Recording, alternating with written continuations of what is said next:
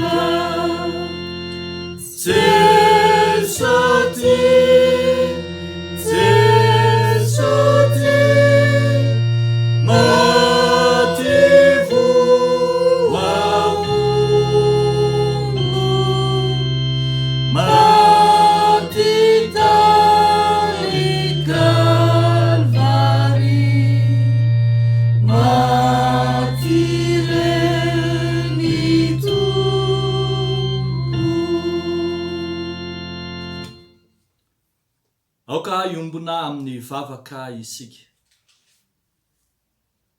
Jehova Tomponay o, Andriamanitra Tompo ianao, Tompony Tompo, mpanjaka ny mpanjaka, manana ny fahefana rehetra ny an-danitra sy ety an-tany. Ary miariary ao amin'i Jesosy Kristy ny hery sy ny fahefana rehetra. Koa izao rehetra izao, ny olombelona rehetra dia miara-miondrika midera sy manome voninahitra anao, ry Andriamanitra rainay masina sy tsara indrindro. Eo anoloan'ny voninahitrao sy ny famirapiratany ny herinao no ahatsiarovanay fa tsy tanteraka eo anatrehanao zahay. Efa nandany sitraponao zahay, efa nandika ny didinao masina, dia mifona eo anatrehanao. Tompo, aza izahay no omenao voninahitra fa ny anaranao rery ihany, fa ianao rery ihany no marina ary ianao rery ihany no masina. Koa amindrao fo amin'izany fahamasinanao zany re zahay, indrindra ao anatin'izao vanim-potoana iombonan'ny fiangonana kristianina rehetra manerana izao tontolo izao, amin'ny fankalazana ny herinandro masina, dia mangataka famondram-po sy fiantrana izahay. Fa mino izahay fa mamela heloka dia mamela heloka tokoa ianao, ary tsy mitahiry fahatezerana aminay. Dia amin'ny anaranao Jesosy Kristy Tompo mahavonjy no anaovanay sy angatahanay izany vavaka izany. Amen.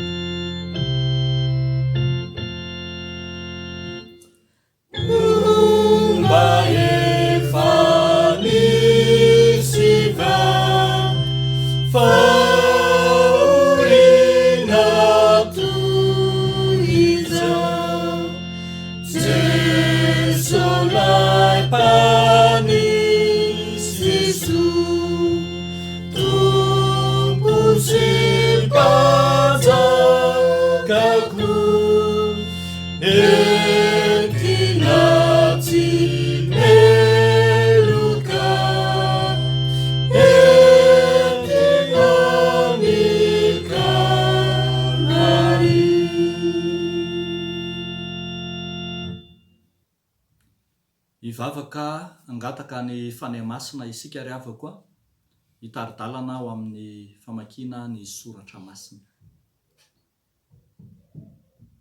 Andriamanitro lay teny tonga nofo ka monina ty anatinay, izay mampangetaeta sy mampanona anay ankehitriny. Ianao no angatahanay, anatrika anay, ambomba ny teninao, hanazava ny teninao amin'ny mpiaino rehetra, amin'ny fiangonanao, amin'izay rehetra mangetaeta izany. Mesa mahery Andriamanitro, ary asehony herinao mba tonga ny teninao hitoetra betsaka ty anatinay. Dia miteneny ianao ary Tompo, fa indreto miaino izay mpanomponao, amin'ny anaran'i Jesosy Kristy Tompo. Amen.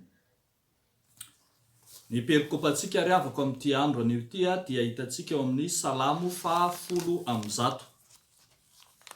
Salamo 100, vakiko amin'ny anaran'ny Tompo. Izao no lazain'i Jehova amin'ny tompoko, mipetraha eo an-tanako ankavanana, ambara-panaoko ny fahavalonao ho fitoeran-tongotrao. Ny tenin'ny herinao avoakan'i Jehova avy ao Ziona, manapa eo amin'ny fahavalonao ianao. Ny olonao dia mazoto manolo tena amin'ny andro anafianao, amin'ny fiaingona masina tahaka ny ando ateraky ny maraina ho anao ny zatovinao. Efa nianina Jehova, ka tsy anenina. Ianao no mpisorona mandrakizay araka ny fanaony Melkizedeka. Ny tompo eo ankavananao dia andripaka ny mpanjaka maro amin'ny andro ny fahatezerany. Hitsarany amin'ny jentilisa izy ary ampiampatrapatra fatiana. Andripaka olona amin'ny tany malalaka izy.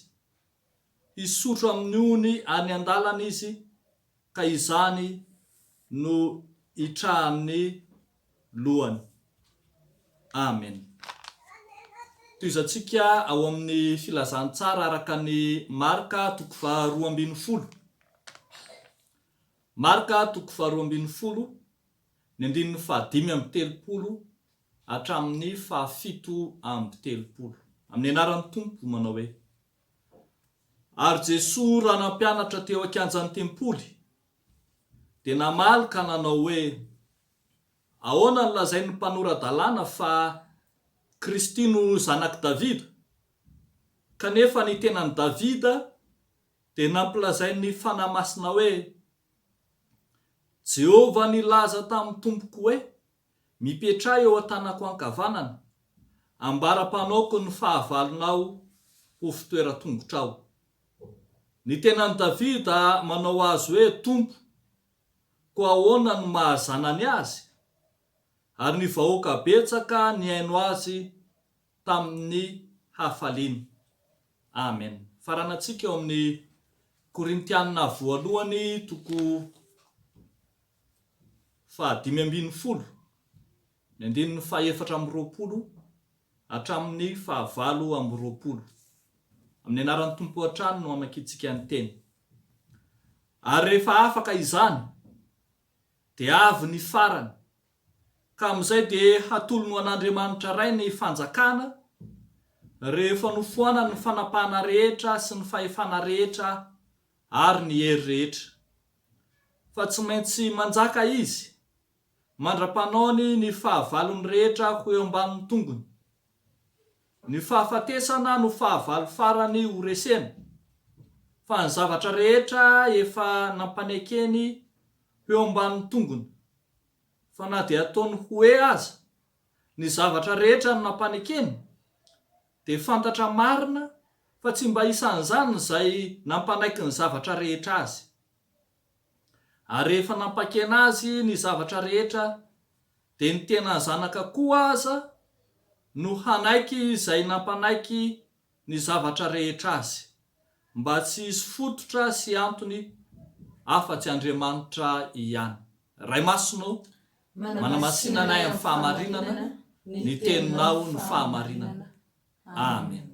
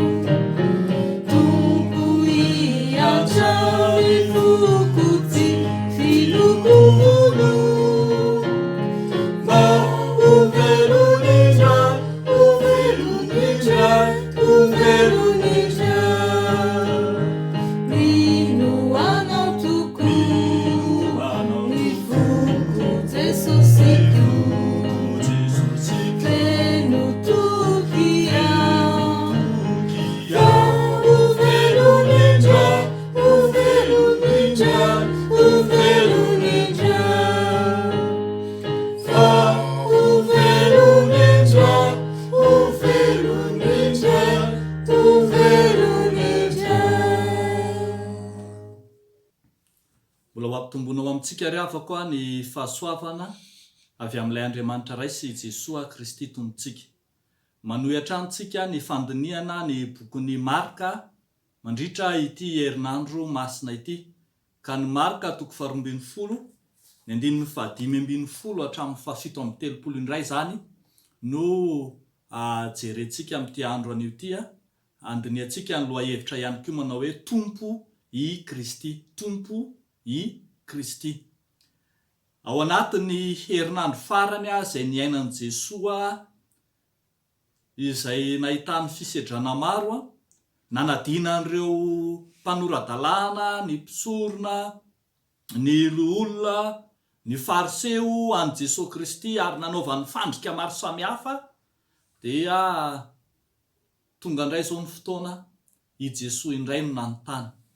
Anjaran'i Jesoa indray zany zao no nanadina izay heverina fa manam-pahaizana dia ny mpanoradalàna izay mpampianatra ny lalàna tamin'izany fotoana izany. Anjaran'i Jesoa indray zao no manadina ka nasehony miharihary tao anatin'izany fa tsy mpampianatra tsotra fotsiny i Jesoa fa tompo mihitsy izy. Tsy Mesia fotsiny izy fa tompo mihitsy. Zavatra anankiroa ry havako malala mandeha ho jerentsika amin'ity andro anio ity ahafantarantsika fa tompo i Kristy dia voalohany tompo izy ka ekeo ho Andriamanitra. Tompo izy ka ekeo ho Andriamanitra. Nisy hevi-diso tao amin'ny mpanoradalàna.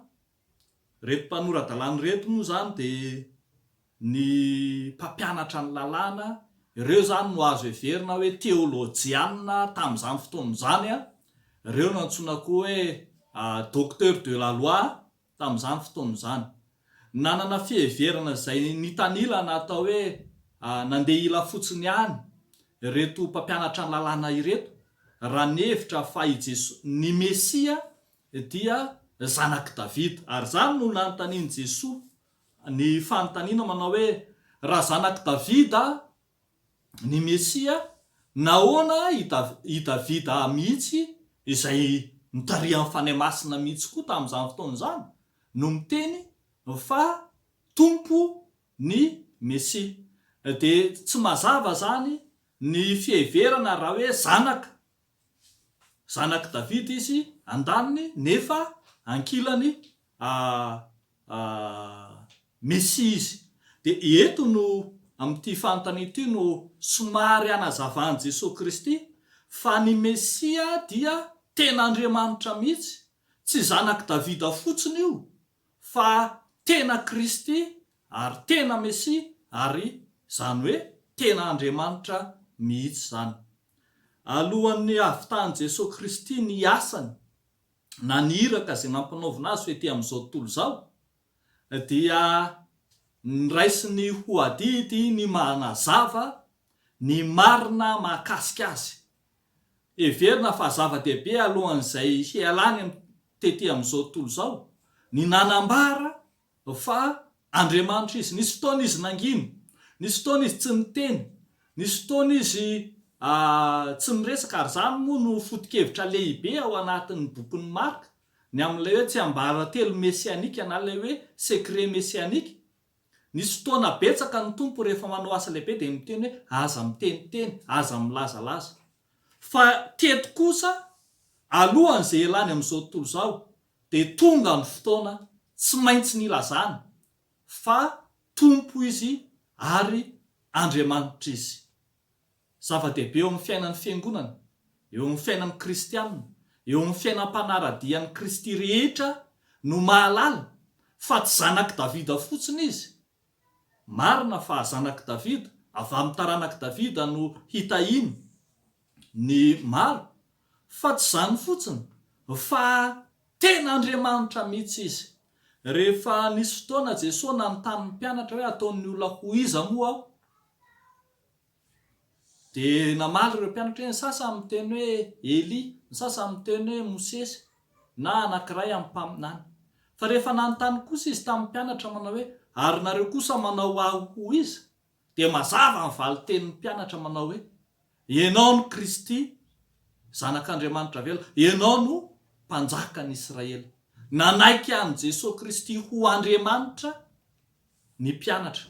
Ary taty aoriana ary dia i Tomasy mihitsy koa dia isan'izay anankiray naneho fanambarana mezinezina fijoroana vavolombelona lehibe izay ny teny manao hoe tompoko sy Andriamanitra. Nekeny ny mpianatra, nekeny zao tontolo izao ho Andriamanitra Jesoa Kristy. Ravako malala, isika rehetra ankehitriny, isika fiangonana dia fiangonana izay manaiky fa Andriamanitra Jesoa. Isika dia manaiky fa tompo izy ary Andriamanitra, ka raha Andriamanitra izy dia manana ny hery sy ny fahefana izay miatra amintsika tsiraray avy. Zava-dehibe ravako malala ny fanekena izay nataontsika fiangonana. Raha marina kokoa ny mpandray fanasan'ny tompo tamin'ny fotoana nandraisana azy ho mpandray, ka nitenenana teo anatrehan'ny vavolombelona maro manao hoe ekeko Jesosy Kristy no tompoko sy mpamonjy ahy, ekeko no tia sy hanompo azy amin'ny foko rehetra. Manaiky isika fa Andriamanitra Jesoa, manaiky isika fa manan-kery amintsika izy, manaiky isika fa manam-pahefana amintsika izy. Arak'izany dia tsy Jesoa zazakely izay teraka tany am-pihinanam-bilona fotsiny, na i Jesoa votoatin'ny tantara fotsiny no ankalazainy fiangonana. Ary misokajina olona aza na fiangonana sasany izay mino fa Jesoa dia tantara fotsiny ihany, zavatra tahaka ny sinema ireny ihany ka tsy tena nisy marina.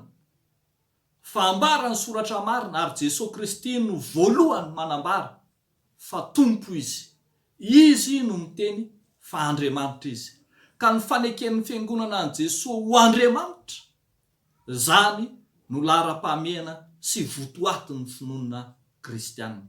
Raha manaiky an Jesosy isika fa izy no Andriamanitra, dia zany no tena finoana marina. Ny ankoatran'izany dia finoana saritsariny, ary everina fa tsy finoana mihitsy aza ny mentehatra. Ny amin'izany Jesoa izay atao hoe Jesoa zazakely, na hoe Jesoa izay teraka tany am-pihinanam-bilona, na hoe Jesoa izay nanao tantara fotsiny fa tsy iankinana famonjena eo amin'ny fiainantsika. Ny mahazava-dehibe an Jesosy Kristy ravako dia izy nitondra famonjena ho an'izao tontolo izao. Tsy afaka mitondra famonjena ho an'izao tontolo izao mihitsy izy raha tsy Andriamanitra. Ary zany ny fodi-kevitra lehibe amin'izao soratra masina izao. Alohan'ny elan'i Kristy ety amin'izao tontolo izao dia nambarany mazava fa Andriamanitra izy. Efa neken'ny olona fa izay, mbola ekentsika koa ankehitriny ary ho ekentsika mandrakizay. Tompo i Kristy ka raiso ny mahandriamanitra azy, ekeo ny mahandriamanitra azy. Fa anisan'ny fijoroana vavolombelona ihany koa ry havana izay niseho ato amin'ity tantara hitantsika ity. Tompo i Kristy ka niaino azy tamin'ny fifaliana ny vahoaka. Tompo i Kristy ka niaino azy tamin'ny fifaliana ny vahoaka. Rehefa mamaky ny 7:30 tsika dia hono voalaza. Ny tenan'i Davida manao azy hoe tompo, koa ahoana ny mahazanany azy? Ary ny vahoaka betsaka niaino azy tamin'ny hafaliana. Ny mpampianatra ny finoana, ireo mpanoradalàna sy ireo fariseo dia nandà na nankahala mihitsy ity tompo ity. Tsy nanana finoana mihitsy izy ireo ny maha Mesy na ny maha Andriamanitra any Kristy. Fa etsy ankilan'izany kosa dia ny vahoaka maro dia nanaiky sy niaino ny fampianarany. Tamin'ny fomba ampahabemaso, fomba miariary zany no nanehony Kristy, nanehony Jesoa ampahabemaso fa diso ny fampianarana izay nataon'ireo mpanoradalàna. Fa marina kosa ny azy Kristy ka indro niaino azy ny vahoaka ary niaino tamin'ny hafaliana. Rehefa miresaka tsika hoe niaino azy ny vahoaka betsaka. Rehefa mitentsika hoe niaino dia dikan'izany tsy hoe nandre na niaino tamin'ny sofina fotsiny, fa tena maneho fankatoavana, maneho fa nandray tamin'ny fo tokoa ireto vahoaka betsaka ireto. Nisy fandraisana ny teny ho marina teo amin'ny fiainan'izy ireo. Zany no hevitra hitantsika eto. Tsy fampianarana noforonina arak'izany na fampianarana vaovao voateraka ity fampianarana nataon'i Kristy ity, fa ny tenany mihitsy no efa nampianatra, ary ny tenan'i Kristy mihitsy no maneho miharihary ny fahamarinan'ny teniny. Zavatra lehibe arak'izany ry havako malala, misarika ny saintsika fiangonana, ny saintsika mpino ankehitriny, fa mahaliana ny fampianaran'i Kristy. Ary aoka isika fiangonana, aoka isika mpino, aoka isika tsy ho mora liana amin'ny zava-kafa mahavariana, na ho mora liana ny amin'ny rentirentin' izao tontolo izao, fa ho liana kosa amin'ny fampianaran'i Kristy. Be dia be tokoa manko ry havako malala amin'ny andro ankehitriny ny toe-javatra mahaliana ny olona, fa tsy mahaliana azy ny tenin'i Kristy. Rehefa mijery sika ry havako, be dia be ny fampianarana izay toa mahasarika olona maro, be dia be ny fampianarana izay andani'ny olona fotoana ny miaino sy manaraka azy, fa ny fampianaran'i Kristy arak'izay hita amin'ny soratra masina toa mahakamin'ny olona no hamaky azy. Ary rehefa mijery tokoa mantsy amin'ny tambajotra serasera dia hita zany. Rehefa misy video anankiray na misy faneho-kevitra anankiray ka maneho endrika lahatsoratra lava, maneho fampianarana ara-pilazany tsara, dia tsy mahaliana ny olona ny mamaky azy fa heverina fa lava loatra. Fa rehefa misy endrika sarisary, rehefa misy endrika kanto, dia mahaliana ny olona. Fiheverina zany arak'izany ry havako, tsy ratsy ho azy zany, fa ndra ho variana amin'ny endrika ivelany isika, ndra ho variana amin'ny saritsary ivelany isika, ka adino ny votoaton'ny fampianarana dia ny votoaton'ny fampianaran'i Kristy. Misarika antsika ry havako ny fampianaran'i Kristy ho fampianarana mila henona, fampianarana mila ankatoavina, fampianarana raisina amin'ny fo ka tanterahana amin'ny andavanandrom-piainana. Maty ny tompo, nijaly ny tompo, nisedra ny fahoriana samihafa ny tompo. Talohan'izany dia nampianatra izy, dia ho ataontsika verimaina ve ny fikelezanaina izay nataon'ny tompo ka tsy ho arahantsika ny fampianarana, dia ataontsika handalo fotsiny eo amin'ny fiainantsika ve ny finiavana lehibe tao anatrehan'ny tompo ka nahatonga azy nandany tenany, nanolotra ny tenany tamin'ny hazo fijaliana ka nafony zavatra rehetra ho antsika. Ry havako malala, miharihary amin'ny soratra masina fa tompo Kristy, ary za mahatompo azy zany, mahandriamanitra azy, mahatonga ny fampianarana ho manan-kery tamin'izany ka narahan'ireo olona maro. Tsy ireo izay vahoaka izay nanatrika teo ihany no liana sy nanaraka nankamamy ny fampianarana, fa efa marobe ny sokajin'olona izay nanaraka azy, nitady azy ombenombeny, nangetaeta fatratra ny fampianarana. Anjarantsika indray izao ny ankehitriny hanaraka izany fampianarana tsara ny Kristy izany. Dia amin'izao herinandro masina izao ary fantaro ny fampianarana tsara araka ny soratra masina izay tokony ho ankatoavina sy tokony ho arahana ao. Dia ho an'Andriamanitra irery amin'ny voninahitra. Amen.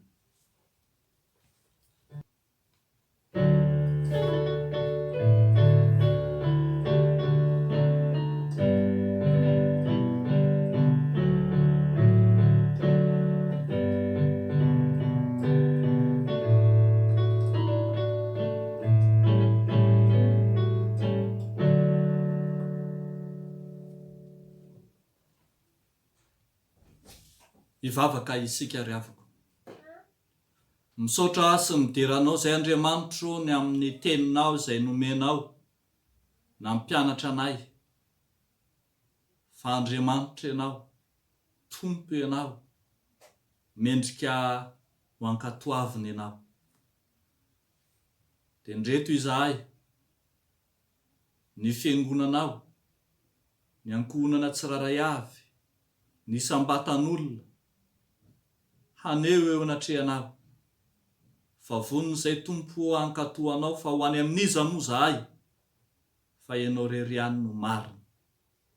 Koa ny fonay rehetra, ny sainay rehetra, ny fanahinay rehetra entinay hankatosy anaiky ny Mahandriamanitra anao. Fa mivavaka izahay Tompo amin'ity andro anio ity, amin'ny fiombonan'ny fiangonana kristianina manerana izao tontolo izao. Da io ny fankalazana ny herinandro masina amin'ireo toerana maro samihafa. Ary da io manokana ireo sokajin'olona izay manana fahasahiranana ka tsy afaka hankalaza izany noho ny tsy fisian'ny fahafahana amin'ny tambajotra serasera na ny haino aman-jery, na noho ny tsy fisian'ny sokajin'olona afaka mitarika izany any amin'isa tokantrano any. Fa io manokana reny tokantrano reny Andriamanitro mba tsy ho diso anjara eo anatrehanao. Vavaka ihany koa izahay ho amin'ny firenenay, ny amin'ny fiatrehana ny aretina, valanaretina coronavirus mahenika izao tontolo izao. Ianao Andriamanitra ane, ianao mihitsy Tompo no hiasa haneo ny voninahitra ao, haneo ny herinao, ka hiasa mahery amin'ireo mpitsabo, ny ekipa medikaly rehetra, ny fanafody, ny fitaovana, ny fitondram-panjakana isa-tokony amin'izay fandraisana andraikitra samihafa sy amin'izay fanapahan-kevitra samihafa entina hiatrehana izao valanaretina izao. Raha sitrakao Andriamanitro dia fahasitranana ny sitrakay, ho atanterao araka ny haben'indra fonao izany. Mivavaka manokana izay ho an'ireo izay voatery tsy maintsy miatrika ny asa ao anatin'izao vanim-potoana izao. Ireo izay tsy maintsy mivoaka ny trano, ireo izay tsy maintsy manatanteraka ny asa isan'andro, mba sy hampaherezo izy ireny hahavita ny asany, ary indrindra arovy amin'ny aretina, arovy amin'ny ratsy amin'ny lalana rehetra izay diavina. Dia ny fahasoavanao Tompo ho atafinao ny tsiraray avy, ka dia ho voaro amin'ny loza izy ireny. Ny etaetanay sy ny fanirianay rehetra ary, indro asandratray eo anatrehanao. Mihaino vavaka ry Andriamanitra eo, ary ataonay izany vavaka izany amin'ny anaran'i Jesosy ilay nampianatra anay hivavaka manao hoe: Rainay ao izay ny an-danitra, masinana eny anaranao, ho tonga ane ny fanjakanao, atao ane ny sitraponao, ety an-tany tahaka ny an-danitra. Menay ny izay hanina sahaza ao anay, ary mamelany elokay tahaka ny namelanay izay meloka taminay. Aza mitondra anay amin'ny fakapanahy, manafanay amin'ny ratsy, fanao ny fanjakana sy ny hery, ary voninahitra mandrakizay. Amen. Amarana izao fampipovavahana izao isika ry havako, isaorantsika ny Tompo any amin'izay ahafahantsika manaraka mandrakariva izao. Raha mpitso alarobia masina dia mbola maneho mandrakarivintsika ny fankalazana ny herinandro masina, ary hibanjina indray tsika ny loha hevitra manao hoe tsy voafitaky Jesosy. tsy voafitaka Jesoa.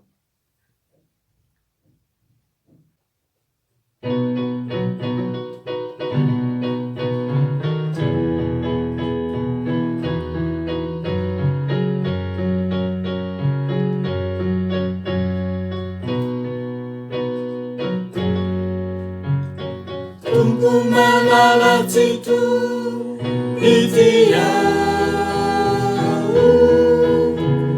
savonadreilafie miatsuai zapakalatikua verinau itamambai verinau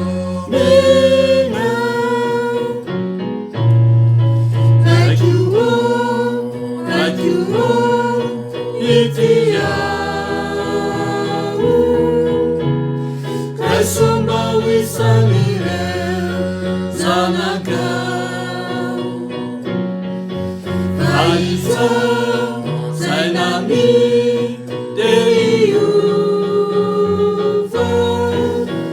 Andarakali didinau rayu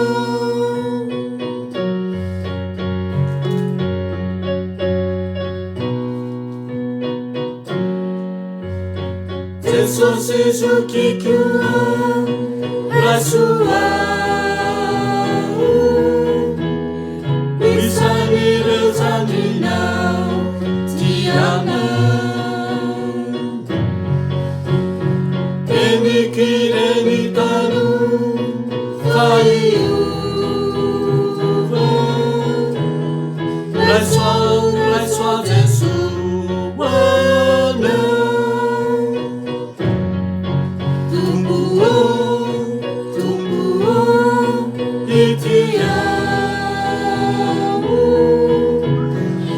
Sumba wisanire zalina Faisa zainami deiuva Andarakali didinau Jesu.